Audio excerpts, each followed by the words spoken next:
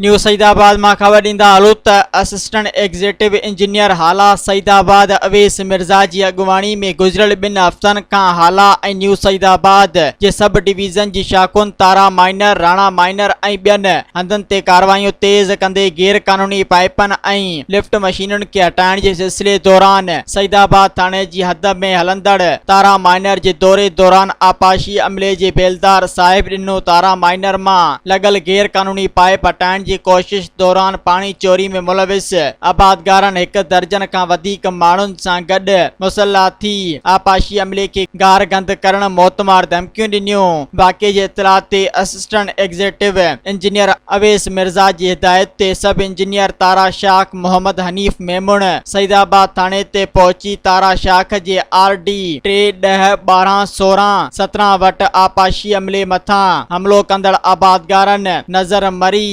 जहांगीर मरी मोर गाउटे समेत 12 माण्हुनि खिलाफ़ सईदाबाद थाणे ते जवाबदारनि खिलाफ़ FIR दाख़िल कराए छॾी। केस दाख़िल करण खां पोइ सईदाबाद पुलिस ऐं आपाशी अमलो वाक़े वारे हंधि पहुची विया। जवाबदार पुलिस ऐं आपाशी अमले खे ॾिसी गैर क़ानूनी पाणी जी चोरी में इस्तेमाल पाइप ऐं ॿियो सामान छॾे फरार थी विया। सब्सक्राइब कयो अवामी न्यूज़ HD खे ऐं ताज़ा तरीन ख़बरुनि लाइ ॾिसंदा रहो अवामी न्यूज़ HD।